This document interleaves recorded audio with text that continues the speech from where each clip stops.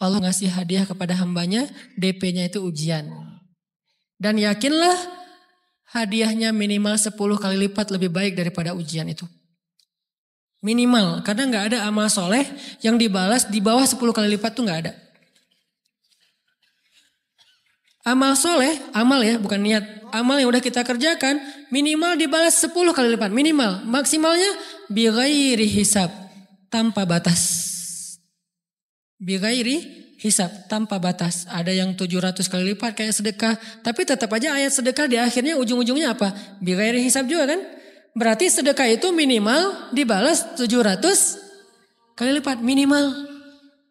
Kalau kita yakin. Selalu syaratnya kalau kita yakin. Dan saya ngebuktiin itu banget. Saya pernah ngalamin lagi jalan-jalan di sebuah kota yang ada becak kayuhnya, becak sepeda gitu ya. Jalan terus saya bilang, Pak berapa ongkosnya? 20.000. Udah naik aja 20.000. Karena kita keliling-keliling kota, ternyata saya jadi kasihan sama dia 20.000. Kasihan kan 20.000 dibayar keliling kota, walaupun pas mampir beberapa tempat mungkin dia dapat tips ya. Tapi saya nggak tega gitu, dia cerita tentang anaknya lagi sekolah, apa segala macam, makin bikin baper kan. Pas selesai, saya kasih dia 100.000. Dari 20.000 dikasih 100.000 karena kasihan. Dan saya yakin nggak mungkin sedekah itu sia-sia. Kan Nabi bersumpah kan, demi zat yang jiwaku di dalam genggamannya tidak berkurang harta karena sedekah. Demi Allah kata Nabi, nggak berkurang harta karena sedekah. Berkurang harta karena belanja? Ya. Berkurang harta karena pacaran? Banget. Modal banget kan? Apalagi buat cowok. Tapi berkurang harta karena sedekah? Gak mungkin kata Nabi. Demi Allah gak berkurang harta karena sedekah. Berkurang harta karena istri? Enggak. Karena memberi kepada istri itu pahalanya lebih gede daripada sedekah. Makanya ngemodalin pacaran setelah nikah itu tumbuh berkah. Modal pacaran sebelum nikah itu apes. Jadi kalau pengen modal nih, ngemodalin cewek, traktir, ngapa-ngapain, bayarin, jangan sebelum nikah. Sebelum nikah jadi orang pelit aja, nggak apa-apa. Tapi setelah nikah, jor-joran ngasih, apalagi yang, bayarin semuanya. Kenapa? Pahalanya lebih gede daripada sedekah.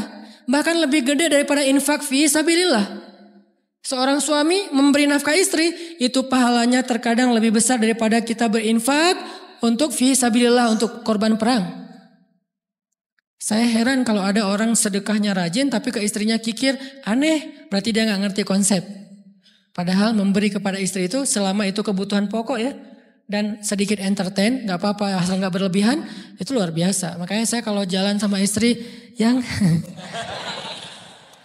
yang mana? Itu yang Onit suka, oh ya Onit suka. Kasih aja, kenapa? Minta ini, kasih. Selama ada kan kenapa gak dikasih kan ya? Nanti Allah ganti, makin rajin kita ngebayarin istri kita, ngebelanjain istri kita, makin Allah ngasih yang kita gak pernah duga-duga. Sampai istri kita cemburu sama kita. Kok kamu duitnya banyak banget sih? Kan gara-gara aku sering ngasih ke kamu.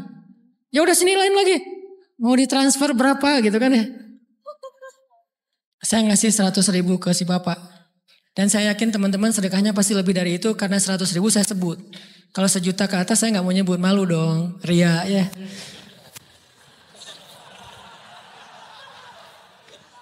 Sebenarnya gak pernah sih. 100.000 deh. Karena kan kecil. Saya kasih 100.000.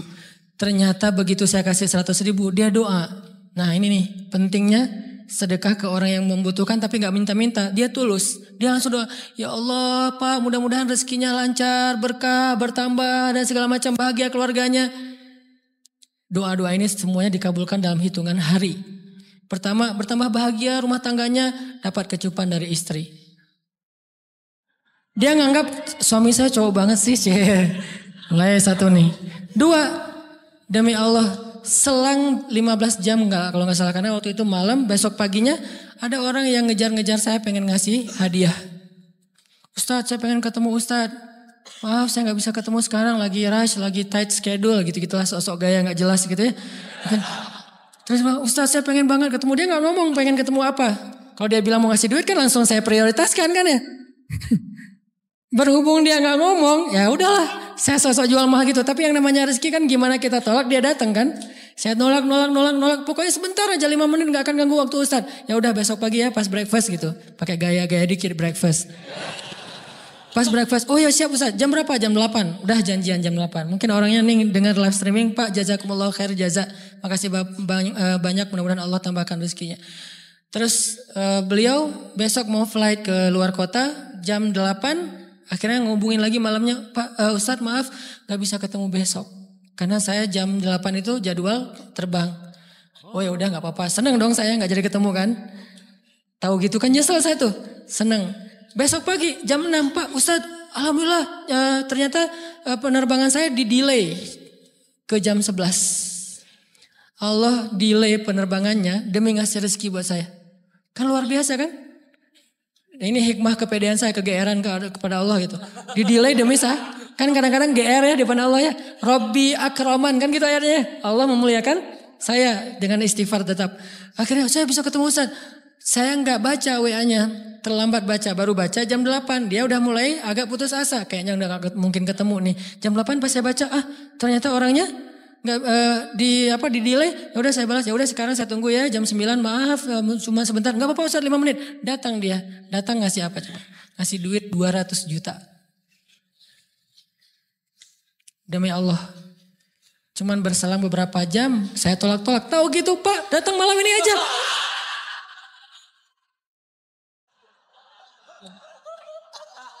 Harusnya malam itu juga saya cari orangnya. Kalau perlu saya yang nyamperin Bapak. Sherlock, saya kejar. Manusia gitu banget ya.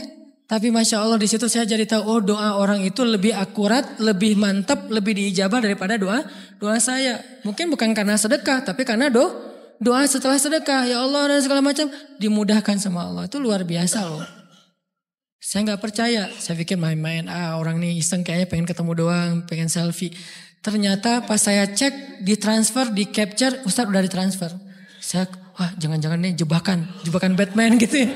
Nyari-nyari sana segala macam. Alhamdulillah ternyata emang niat baiknya pengen, alhamdulillah saya terkesan, saya dapat hidayah lewat Ustadz segala macam. Sekarang saya pengen membalas jasa Ustadz walaupun kecil 200 juta. Untung saya nggak kaget dan kemudian pingsan. Pak 200 juta stroke kan ya bahaya. Lebih mahal dari 200 juta. Ini keajaiban ya teman-teman. Jadi kita tuh, saya kan sering bilang keajaiban itu terjadi tergantung tingkat iman. Bukan saya udah soleh banget enggak. Saya belajar terus untuk yakin deh sama Allah. Modal kita tuh kan gini sebetulnya kan. Duit kita tuh banyak loh teman-teman. Cuman gak disimpan di bank, gak disimpan di saku. Disimpannya di sisi Allah. Bedanya apa sih? Kenapa kita kalau disimpan di bank tenang? Saya lagi punya duit banyak dari 100 juta. Di mana? Di bank. Aman. Kenapa kalau disimpan di saku aman, tenang. Kenapa kalau disimpan di Allah gak tenang? Kenapa kalau disimpan di Allah kita bilang gak punya duit? Ini kan gak fair sama Allah. Gak punya duit nih. Siapa bilang gak punya duit? Kan ada Allah. Tinggal minta sama Allah. Tapi gak ada wujudnya. Tapi kan ada janjinya. Bukankah janji Allah lebih kuat daripada wujud?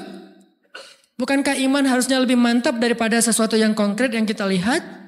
Ada duitnya di sisi Allah. Kenapa gak dikasih? Karena kita belum butuh. Kalau kita yakin duit kita itu ada di Allah, tapi dikasihnya pas kita butuh. Begitu butuh ya Allah langsung dikasih sama Allah. Itu banget benar-benar terjadi dalam kehidupan kita. Pasti kayak gitu. Tingkat tergantung kita yakin apa enggak.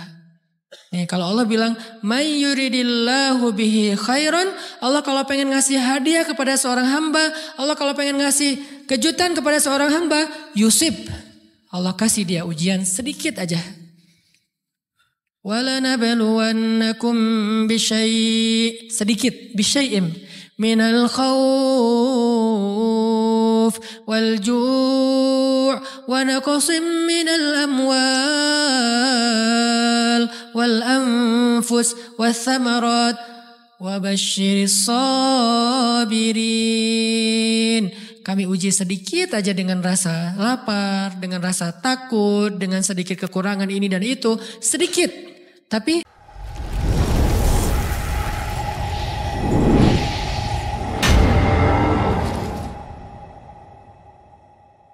wabasyiris sabirin, sampaikan kejutan kepada orang yang bersabar. Sampaikan kejutan kepada orang bersabar. Jadi bisa dibilang kejutan-kejutan hidup kita itu munculnya dengan iman dan sabar. Dengan iman dan sabar. Iman artinya yakin, husnuzon sama Allah. Ana inda dhanni abdi bi. Aku tergantung prasangka hambaku kepadaku. Sabar Wasta'inu bis sabri wassalah.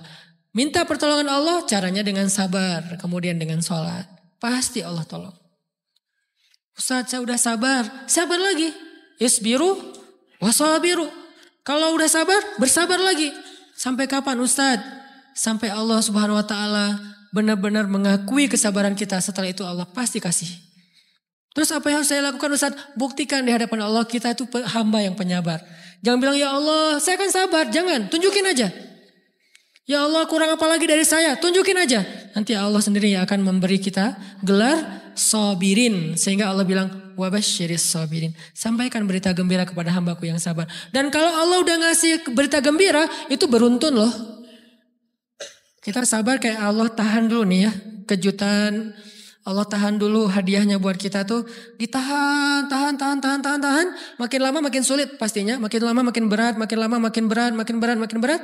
Begitu dibuka kerannya itu nggak ada selesai-selesainya. Sampai kita kebingungan, loh, kok datang terus-terusan. Kayak gitu cara Allah memperlakukan hambanya. Nabi Ayub, sakit pertama, sakit fisik. Sakit kedua, sakit hati. 2 penyakit Nabi Ayub. Fisik pertama, beliau lumpuh, beliau sakit. Sakit hatinya apa? Ditinggalkan oleh orang-orang terdekatnya. Anaknya meninggal. Sedih kan? Kemudian pembantu-pembantunya pada resign. Makin kecewa. Dasar kalian. Kemudian teman-temannya pada menjauh. Grupnya nge-live dia. Bukan dia live grup. Grupnya yang nge-live dia. Orang unfollow. Tiba-tiba followersnya tinggal 1 doang. Yang tadi ada ribuan, sekarang tinggal 1. Istri satu-satunya yang masih setia mendampingi beliau. Tinggal 1 followersnya. Kebayang gak tuh? Yang posting udah sepi, udah gak ada yang nge-like. Istri aja yang nge-like. Ini nih Nabi Ayub. Ditambah lagi datang keluarganya ke rumah Nabi Ayub. Gak mau ketemu dalam jarak dekat. Dari luar ngomongnya, Ayub. Kami gini. Kemarin kamu harta kamu tuh kan kamu ada masalah minjam duit karena istri kamu ini gimana nih bayarnya? Terus mereka tutup muka, nggak mau tertular. Mereka bilang jangan dekat-dekat dengan Ayub. Yang lebih parah lagi ada yang sampai nuduh gini. Ternyata ya kamu itu selama ini bukan orang soleh. Selama ini kamu tuh pura-pura pencitraan ordai. Ini buktinya nih. Ternyata akhirnya Allah tunjukin juga borok kamu, aib-aib kamu. Ternyata kamu itu selama ini orang munafik. Jadi Nabi Ayub malah dituduh orang jahat, orang yang terkutuk, yang selama ini mencitrakan diri sebagai orang baik gara-gara sakit itu dituduh demikian. Sedih luar biasa. Bertahun-tahun, ada riwayat mengatakan 17 tahun, ada yang mengatakan lebih atau kurang. 17 tahun ditahan semua kebaikan oleh Allah, kecuali 1, iman. Sehingga Nabi Ayub tetap yakin Allah maha baik. Pokoknya yakin Allah maha baik. Allah gimana pun diuji, Allah maha baik. Diambil anaknya, Allah maha baik. Diambil kesehatannya, Allah maha baik. Diambil hartanya, Allah maha baik. Jadi orang yang tadinya paling kaya di negerinya, sekarang paling miskin di negerinya. Kebayang gak tuh dibalik 180 derajat. Yang tadinya paling kaya, gak ada yang lebih kaya daripada Ayub. Sekarang yang paling miskin, gak ada yang lebih miskin daripada Ayub. Allah maha baik, Allah maha baik, Allah maha baik. Husnuzan kepada Allah. Dan itu gak sehari 2 hari. 17 tahun husnuzon kepada Allah. Pada puncaknya ketika istri beliau harus menjual rambut. Gundul, potong rambut, dijual demi apa? Udah gak tahu lagi ngemodalin apa untuk ngasih makan Nabi Ayub. Akhirnya nyari-nyari kerja gak ada yang nerima. Jual rambut, pakai jilbab, di rumah gak buka-buka jilbab. Ayub curiga. Yang kenapa kamu gak buka jilbab di hadapanku? Enggak apa-apa. Kan lagi musim panas, gak apa-apa. Akhirnya Nabi Ayub minta tolong dibukain ada apa? Curiga kan? Pas dibuka udah botak rambut istrinya. Nabi Ayub menangis. Kenapa? Apa yang terjadi? Istrinya bilang, suamiku gak ada lagi modal buat kita makan. Saya cari-cari kerja sana sini, gak ada yang nerima. Bahkan untuk mandiin hewan aja gak diterima. Akhirnya saya jual rambut saya, mudah-mudahan bisa untuk kita makan beberapa hari. Istrinya keluar, Nabi Ayub menangis, baru Nabi Ayub berdoa. Itu juga doanya malu-malu dan husnuzon. Malu-malu, husnuzon. Gimana kalimatnya? Rabbi massaniyaddur. Ya Allah, saya sakit. Gitu doang ngomongnya. Bukan, ya Allah udah sekian tahun saya sakit, saya gini, saya gitu. Enggak. Ya Allah, saya sakit. Wa anta arhamur rahimin. Tapi tetap ya Allah buat saya engkau yang paling baik. Coba, masih ngomong gitu? Arhamur rahimin. Gak apa-apa. Jadi seolah-olah mau ngomong, ya Allah saya sakit. Tenang, saya gak ngeluh ya Allah. Engkau tetap yang paling baik. Gitu coba Nabi Ayub ke Allahnya tuh. Langsung Allah munculkan mata air di bawah kaki Nabi Ayub. Tiba-tiba beliau jadi basah, mandi, sembuh semua penyakit, rontok dengan semua luka-lukanya. Dan wajah Nabi Ayub semua tubuhnya menjadi muda. Yang usianya tadi udah 80-an tahun. Tiba-tiba menjadi di antara 35 tahun. Itu usia ideal. Maaf ya, saya usianya kurang lebih segitulah. Usia penduduk surga antara 30 sampai 40 tahun. Itu usia penduduk surga. Dan usia itu mempertemukan dua kebaikan. Fisiknya sudah sempurna dan akalnya juga kebijaksanaannya sudah sempurna. Kalau di bawah 30 tahun fisiknya sempurna, akalnya berjukan buktinya oleh Nabi Ayub. Apa buktinya? Nabi Ayub menyampaikan beberapa kenangan mereka berdua di masa lalu yang gak ada yang tahu kecuali mereka berdua. Itulah pentingnya kita menyimpan kenangan.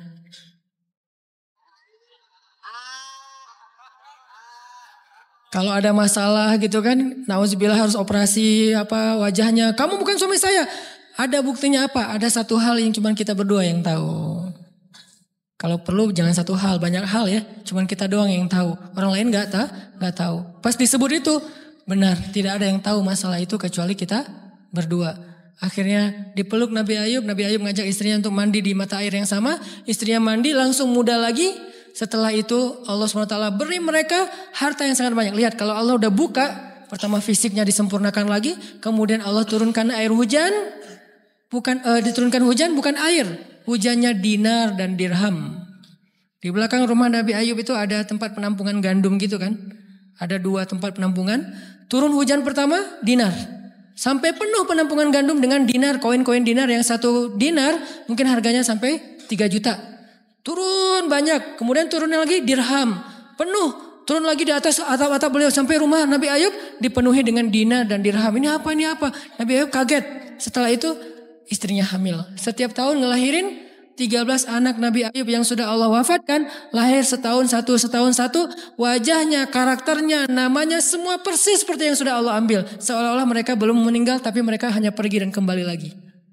Dibalikin semuanya. Dan Nabi Ayub lebih kaya berpuluh-puluh kali lipat daripada sebelum beliau sakit.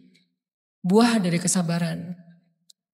Artinya Allah kalau mau ngasih kebaikan yang berlipat ganda, yang luar biasa, yusib, Allah kasih dia ujian sedikit. Itu hadis Bukhari. May yuridillahu bihi khairan yusib min. Allah akan menguji dia. Dan yang terakhir yang kita coba bangun juga, ini saya yang lebih ke perasaan ya. Kalau amaliyahnya mungkin ustadz-ustadz lain mengajarkan amal riyadhah buat sabar segala macam. Ini lebih ke perasaan. Satu, kita yakin emang kita layak dikasih hukuman kayak gini, emang kita banyak dosa. Jangan terlalu besar kepala, saya gak layak dihukum, saya gak layak diperlakukan kayak gini. Kalau manusia ke kita wajar kita ngomong kayak gitu. Saya gak layak diperlakukan kayak gini sama dia, oke. Tapi oleh Allah layak banget karena emang kita banyak dosa. Makanya kalau kita gak kuat lama-lama digituin, banyak istighfar. Yang kedua, husnuzon, lebih keperasaan nih. Oh Allah pengen ngasih saya kejutan. Sabar. Sampai kapan? Sampai Allah benar-benar melihat kesabaran kita. Yang ketiga, nah ini juga lebih keperasaan. Allah itu kalau kangen kepada kita, ngasih kita ujian. Terutama kita yang kalau gak dikasih ujian, jarang romantis sama Allah. Kalau udah dikasih ujian, Allah Akbarnya tuh bergetar gitu. Allahu Akbar. Kenapa banyak ujian? Tapi kalau lagi normal, sholat mah sebelah kaki, santai aja. Kalau perlu bersandar gitu ya. Sholatnya gak wudhu, tayamum cepet-cepetan, biar gampang gitu. Kan tayamum juga boleh Ustaz, kayak gitu-gitu lah. Kenapa? Kalau lagi normal. Doa, Rabbana atina fid dunya hasanah. Kalau misalnya baca dalam sholat, qul huwallahu ahad, itu juga dibagi 3 rakaat. Tapi kalau lagi diuji, Alif Lam Mim, Toha, Yasin, semua dibaca pembukaan surat. Khatam 30 juz teh. Kenapa? Lagi diuji. Sholat panjang, doa ya Allah habis-habisan.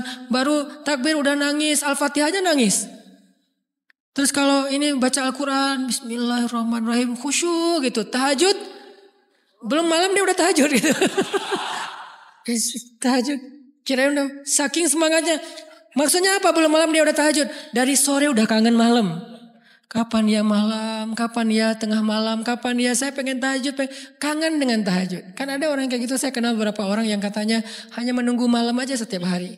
Setiap pagi kapan ya malam, pas malam bahagia tahajud, pagi lagi kapan ya malam. Artinya belum malam udah tahajud, saking kangennya dengan tahajud, rindu banget sama Allah, romantis banget dengan Allah. Khatam Al-Quran berkali-kali dalam seminggu. Begitu dia dikasih jalan keluar, menjauh sampai lupa sama Allah. Sehingga kalau Allah kangen sama dia, Allah kasih dia ujian dikit. Ta'ala ya abdi, kesini wahai hambaku, kesini. Biar kita berdua-duaan lagi nih. Kalau gak mau digituin, tetaplah dekat kepada Allah walaupun kehidupan kita dalam keadaan mudah. Tetaplah romantis sama Allah, tetaplah gampang tersentuh oleh ayat-ayat Allah walaupun hidup kita dalam keadaan normal. Mudah-mudahan 3 rahasia ini bisa menjadikan kita berhusnuzon dan terbangun awareness kita ketika kita lagi diuji. Terutama ujian-ujian yang spontan muncul dari kata-kata teman kita, dari sikap orang lain. Langsung ingat, oh saya emang ada dosa yang mau Allah hapus. Oh habis ini mau dikasih kejutan. Oh Allah lagi pengen dekat sama saya. 3 hal ini mudah-mudahan terus kita latih. Awarenessnya yang dilatih, bukan hadis-hadisnya yang dihafal. Mudah-mudahan ketika diuji spontan kita langsung sadar. Langsung balik on the track. InsyaAllah Allah subhanahu wa ta'ala istiqomahkan kita. Fis-sarra wa fit-dharra. Dalam keadaan suka maupun dalam keadaan.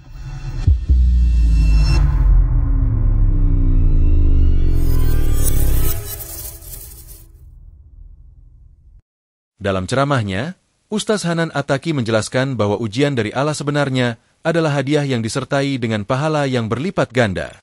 Setiap amal saleh yang kita lakukan akan dibalas minimal 10 kali lipat, bahkan bisa lebih banyak lagi tanpa batas. Ustaz Hanan mengingatkan bahwa kita harus yakin akan janji Allah bahwa sedekah dan kebaikan yang kita lakukan tidak akan sia-sia.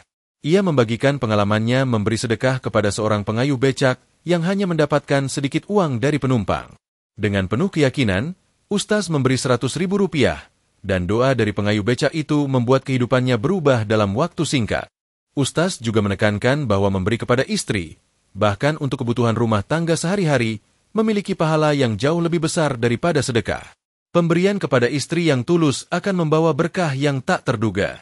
Menurut beliau, seorang suami yang memberi nafkah dengan niat baik bukan hanya memenuhi kewajiban, tetapi juga mendapatkan pahala yang lebih besar daripada infak untuk jihad di jalan Allah. Ustaz Hanan memberi contoh bagaimana sedekah kepada istri dapat meningkatkan rezeki dan kebahagiaan dalam keluarga, bahkan membuat pasangan kita merasa lebih dihargai dan dicintai. Lebih jauh lagi, Ustaz Hanan menjelaskan tentang pentingnya sabar dalam menghadapi ujian hidup. Ujian-ujian yang datang, meski berat, sesungguhnya adalah cara Allah menguji kesabaran hambanya. Ia mengingatkan kita untuk tetap beriman dan sabar, karena Allah akan memberikan hadiah yang luar biasa bagi orang yang sabar. Seperti kisah Nabi Ayub yang diuji dengan penyakit, kehilangan keluarga, dan harta. Namun kesabarannya membuat Allah memberikan balasan yang jauh lebih besar. Ustaz Hanan menutup ceramahnya dengan mengajak umat untuk selalu yakin dan percaya bahwa setiap ujian dan cobaan dari Allah akan berakhir dengan kebaikan yang tak terduga.